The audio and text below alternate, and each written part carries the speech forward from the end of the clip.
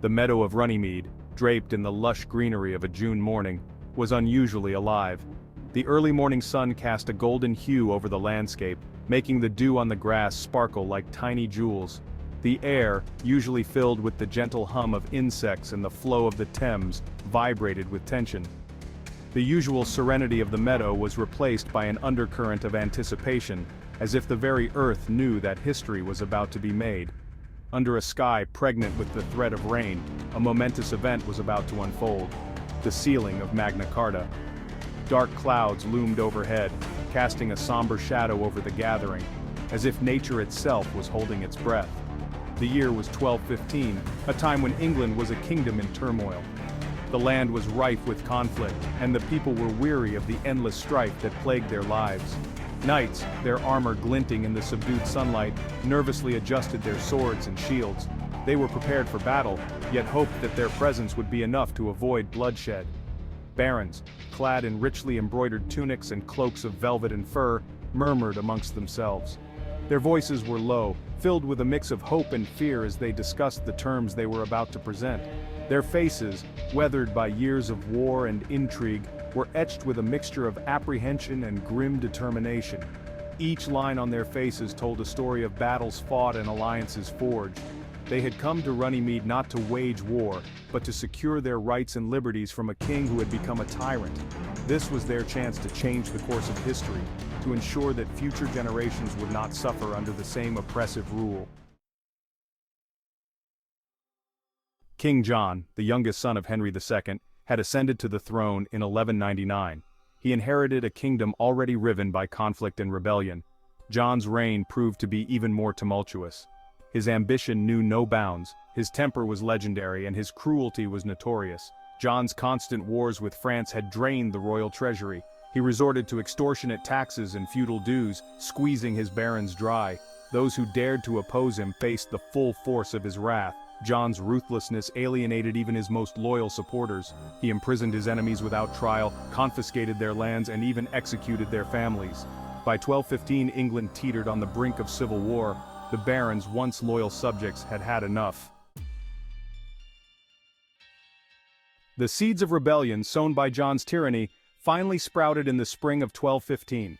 A group of powerful barons led by Robert Fitzwalter, the self-proclaimed Marshal of the Army of God and Holy Church, renounced their oaths of fealty to the king. They swore to take up arms against him unless he agreed to respect their rights and rule according to the ancient laws and customs of England. John, taken aback by the scale of the rebellion, initially tried to crush the revolt with military force. But the barons, united in their cause, were a formidable force. They marched on London, seizing control of the city and forcing John to the negotiating table. The stage was set for a showdown between the king and his rebellious barons on the field of Runnymede. The air crackled with tension as the two sides met on that fateful day in June. John, resplendent in his royal robes but his face pale with anger and fear, sat on a throne beneath a makeshift canopy. Around him stood his few remaining loyal advisors, their faces etched with anxiety. The barons, a sea of steel and defiance, presented the king with a document that would forever alter the course of English history: the Articles of the Barons. This document, a precursor to the Magna Carta, laid out a series of demands designed to curb the king's power and protect their own rights and privileges. Section 563 clauses. For days the negotiations raged, tempers flared, threats were exchanged, and compromises were hard won.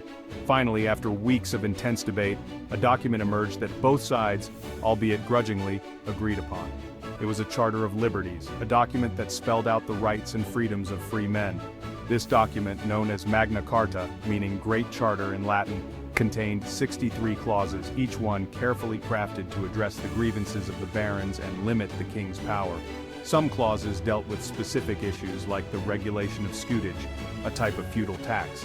Others enshrined fundamental principles of justice, such as the right to due process and trial by jury. Section 6, King John affixes his seal. On June 15, 1215, King John, his face a mask of resentment and fury, met the barons once more on the field of Runnymede. With trembling hand he affixed his great seal to the Magna Carta. The charter, written in elegant Latin script on parchment, was more than a peace treaty. It was a revolution, albeit one forged not in the fires of battle but in the crucible of negotiation. It declared that the king was not above the law, and that even he was bound by its provisions. The sealing of the Magna Carta was met with a mix of relief, jubilation, and cautious optimism. The barons, though victorious, knew that their struggle was far from over. Section 7. Men of Runnymede.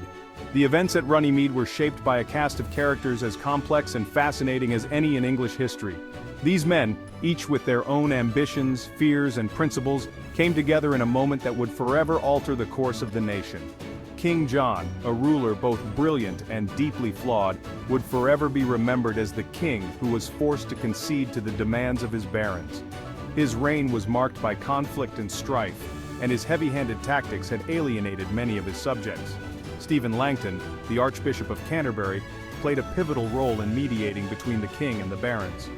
A man of deep learning and unwavering principle, Langton was instrumental in shaping the language and content of Magna Carta. Langton's influence extended beyond mere mediation. He was a visionary who saw the potential for a more just and equitable society. His contributions to the Magna Carta were not just legalistic, but also deeply philosophical, aiming to balance power and protect individual rights.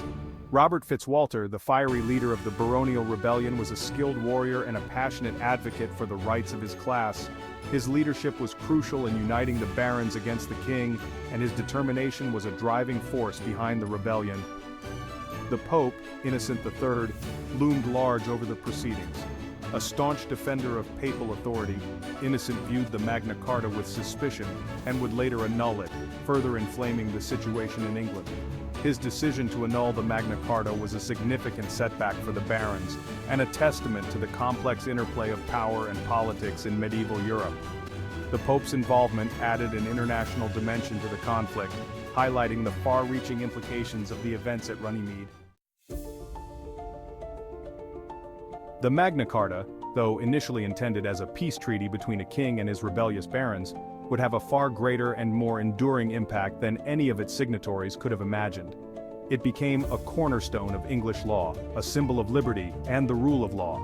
Its principles enshrined in clauses such as the famous Clause 39, "No free man shall be seized or imprisoned or stripped of his rights or possessions or outlawed or exiled or deprived of his standing in any other way, nor will we proceed with force against him or send others to do so, except by the lawful judgment of his equals or by the law of the land," would resonate through the centuries, inspiring generations to fight for their rights and freedoms.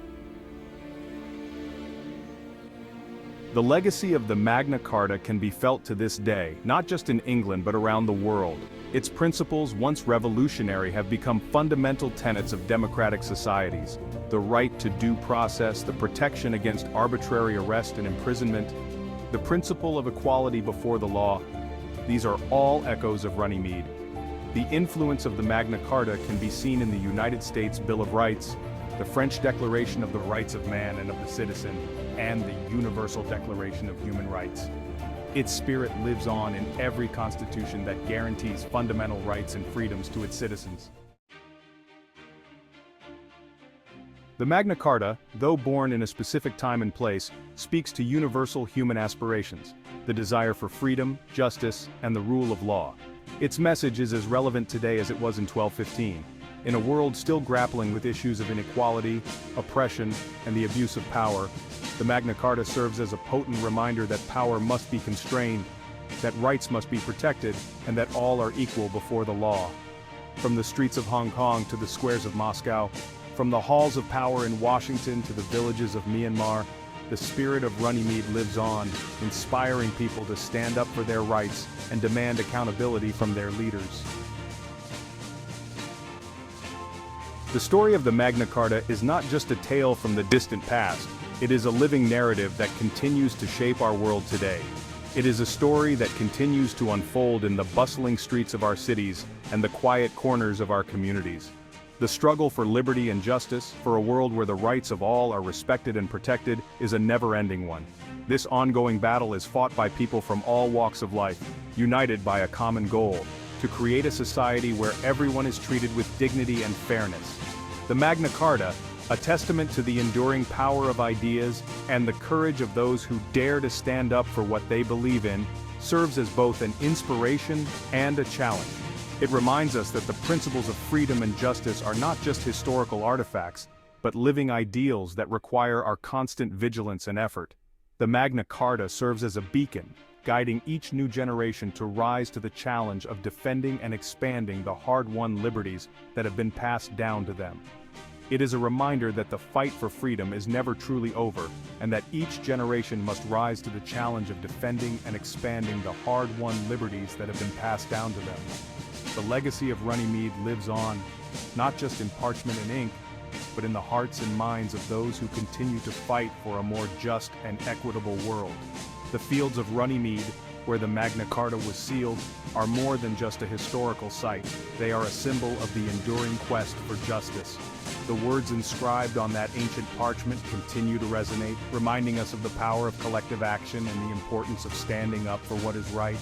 As we look to the future, let us carry forward the spirit of the Magna Carta, striving to build a world where justice and equality are not just ideals, but realities for all.